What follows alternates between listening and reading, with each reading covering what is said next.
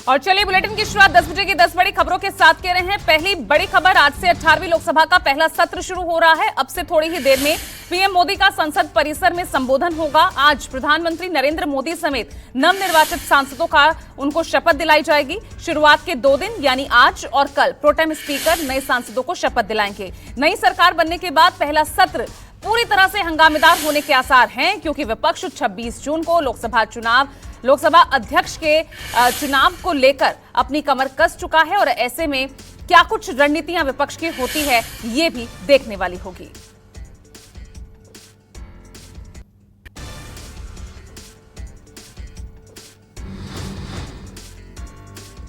दूसरी बड़ी खबर, लोकसभा का पहला सत्र आज से शुरू होगा, जो 3 जुलाई तक चलेगा। 10 दिन में कुल 8 बैठकें होंगी। 26 जून को लोकसभा स्पीकर का चुनाव होगा।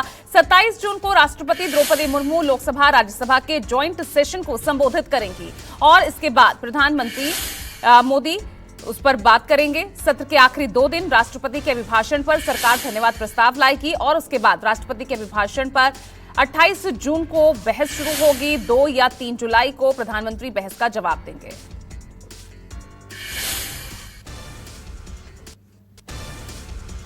आगे बढ़ रहे हैं 10 बजे की तीसरी ब्रेकिंग की तरफ। संसद में एक साथ एंट्री करेंगे इंडिया ब्लॉक के सांसद। संसद सत्र में भाग लेने से पहले कांग्रेस सांसद सीपीपी कार्यालय में जुटेंगे। 10:15 बजे यहां संसद भवन स्थित सीपीपी कार्यालय पर इकट्ठा होने के बाद वहीं से पहले वो महात्मा गांधी की प्रतिमा जहां रखी हुई थी। कांग्रेस और इंडिया ब्लॉक की पार्टियां परंपरा को तोड़ने को लेकर भी खासा नाराज दिख रही हैं, क्योंकि 8 बार के कांग्रेस सांसद के सुरेश की जगह बीजेपी सांसद भर्तृहरि मेहताब को प्रोटेम स्पीकर बनाया गया है। और इस बीच खबर यह भी है कि अखिलेश यादव को सपा का संसदीय दल का नेता चुन लिया गया है। ऐसे में हंगामेदार ये सत्र होने के आसार दिख रहे हैं।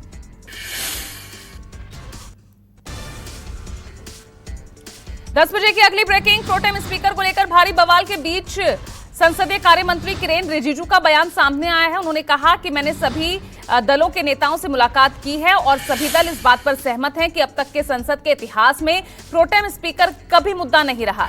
रिजिजू ने यह कहा कि प्रोटेम स्पीकर की नियुक्ति मूल रूप से नवनिर्वाचित सदस्यों को शपथ दिलाने और नए अध्यक्ष के चुनाव में मदद करने के लिए होती है। और इस बीच रिजिजू के बयान पर जयराम रमेश ने जवाब दिया है। राष्ट्रपति ने थोड़ी ही देर पहले, आपको बता दें, प्रोटेम स्पीकर को शपथ दिलवाई।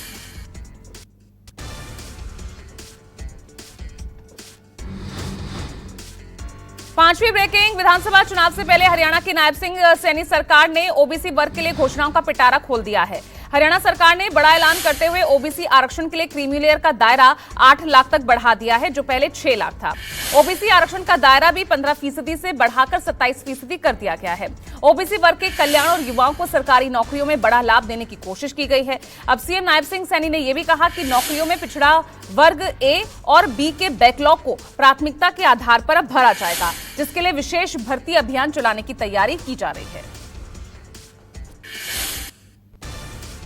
आगे बढ़ रहे हैं, अगली ब्रेकिंग 10 बजे की, नीट यूजी परीक्षा धांधली को लेकर दाखिल याचिका पर सुप्रीम कोर्ट में सुनवाई होनी है। सुप्रीम कोर्ट में दाखिल इस याचिका में नीट परीक्षा 2024 को रद्द करने और इसकी जांच सुप्रीम कोर्ट की निगरानी में कराए जाने की मांग की गई है। मामले पर जस्टिस मनोज मिश्रा और जस्टिस एसवीएन भट्टी की बेंच सुनवाई करेगी। वहीं एनटीए के कामकाज को लेकर शिक्षा मंत्रालय की आज हाई लेवल मीटिंग बुलाई गई है।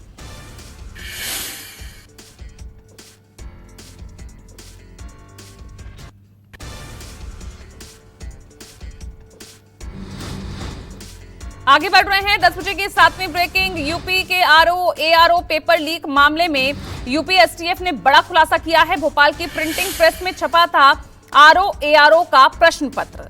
प्रिंटिंग प्रेस के कर्मचारी की मदद से राजीव नयन मिश्रा ने यह पेपर लीक कराया था। यूपी एसटीएफ में भोपाल के प्रिंटिंग प्रेस के कर्मचारी सुनील रघुवंशी समेत 6 लोगों को गिरफ्तार किया है। आरोपियों के पास से ब्लैंक चेक भी बरामद किए गए हैं।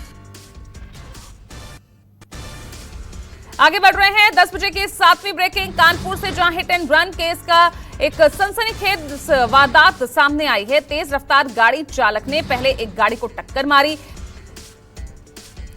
आगे बढ़ रहे हैं 10 बजे की 9वीं ये ब्रेकिंग आपके सामने आ रही है। सिक्किम में भारी बारिश के बाद बाढ़ से हाहाकार, पहाड़ों पर भी दरारें देखी गई हैं। सिक्किम में सैकड़ों पर्यटक फंस गए हैं। सड़क मार्ग पूरी तरह से ध्वस्त हो गया है। सिक्किम में देवदूत बने सेना के जाबाज जवान और सेना के इंजीनियर्स ने उत्तरी सिक्किम में जान पर खेलकर 150 फीट लंबे सस्पेंशन ब्रिज का निर्माण कर गांवों में संपर्क बहाल किया। भारतीय सेना की जाबाजी देखकर निराश हो चुके पर्यटकों की खुशी लौट आई। लोगों ने सेना के शूरवीरों के लिए भारतीय सेना जिंदाबाद के नारे लगाए। पुल बनने के बाद अब राहत बचाव कार्य शुरू कर दिया गया है और आवाजाही भी यहां पर अब शुरू हो गई है। फंसे पर्यटकों को सुरक्षित रेस्क्यू कर लिया गया है। आगे बढ़ रहे हैं 10वीं ब्रेकिंग के साथ। रूस के दागिस्तान में बड़ा आतंकी हमला हुआ। हमलावरों ने सड़कों पर अंधाधुंध फायरिंग की है। आतंकियों ने दागिस्तान के 2 शहर डरबेंट और माखल काचा में ऑर्थोडॉक्स चर्च और यहूदी प्रार्थना घर को निशाना बनाया।